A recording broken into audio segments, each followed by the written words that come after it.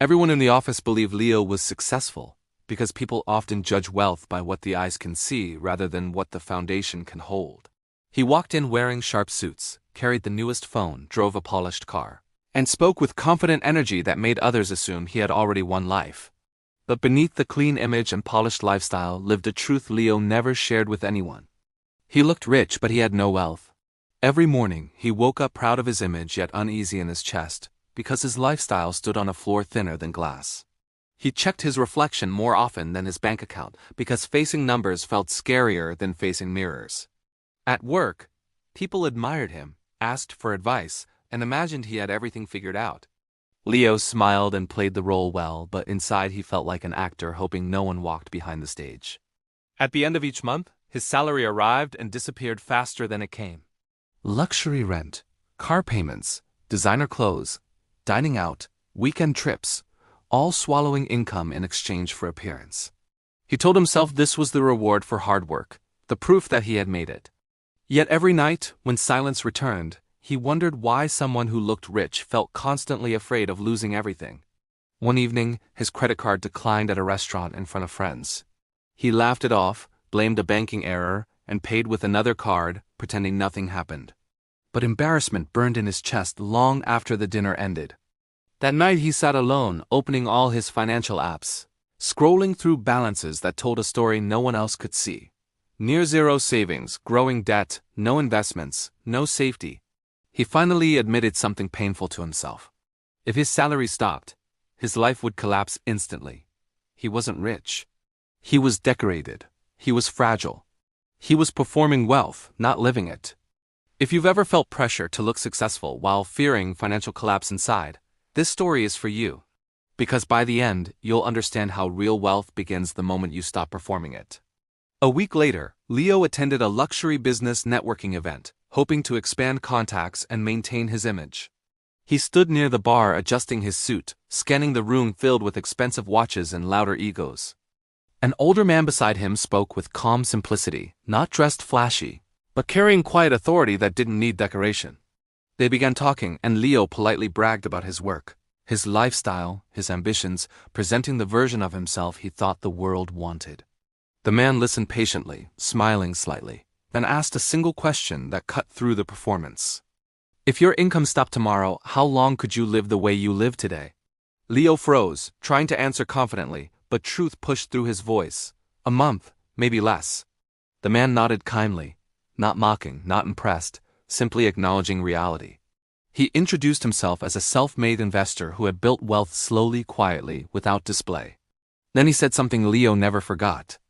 People who look rich spend money. People who are rich build money. He handed Leo a card and said, if you ever want to learn the difference, come visit my office. Leo spent days debating, part of him offended, another part exposed, a third part curious enough to consider change. On Saturday morning, curiosity won, and he visited the office. It was simple, clean, quiet, no gold, no luxury, no performance, only structure. They sat, and the mentor showed Leo something he had never seen before. Personal balance sheets, assets, liabilities, cash flow, systems, the hidden architecture beneath real wealth. He explained that wealth is not what you wear, drive, or display, but what remains when the display disappears. He did not give Leo money, only a challenge. For the next 3 months, stop trying to look rich and start trying to become stable. Track every expense, cut image-based spending, and build an emergency floor. Leo left the office feeling both ashamed and excited, like someone who finally saw the truth behind a long illusion. The next day he began tracking everything, every coffee, every fashion purchase, every convenience meal, every impulse buy. He saw his lifestyle in numbers for the first time and saw how much of his income was spent on impressing people who didn't pay his bills. He began making small changes, cooking more, wearing what he already owned, canceling unused subscriptions, choosing peace over performance. Friends noticed, some joked, some questioned him, but Leo stayed quiet, remembering the mentor's words. Months passed, and for the first time Leo saw savings growing, not huge, but real. He felt something he never felt from luxury purchases: security. Then the mentor taught him the next step, making saved money productive instead of idle. Leo opened a simple long-term investment account and invested small, steady amounts with patience. No gambling, no hype, just slow ownership. When he saw his first returns, something changed in his mind. Money could grow quietly, without applause, without display, without performance. He continued working, but now his salary had a mission. Living, saving, investing, learning. No longer decorating a fragile life, but constructing a stable one. Over time, Leo sold the expensive car and bought a reliable one, moved to a simpler apartment and reduced fixed costs. Not as loss, but as liberation. He felt lighter with every lowered obligation. A year later, his workplace announced restructuring, and rumors of layoffs spread through whispered conversations. Panic filled the office, but Leo noticed something different in himself. He felt concern, but not terror. Because he had savings, investments, and time. For the first time, his identity was not chained to income. He realized true wealth is not luxury. It is resilience. He met the mentor again to express gratitude. The mentor smiled and offered a final truth. Once you stop performing wealth, you finally give yourself permission to build it. Leo returned home and looked at his financial life. Not impressive to strangers, but strong, quiet, stable, and real. He thought about the man he used to be, the performer living on fragile ground, and felt compassion, not shame.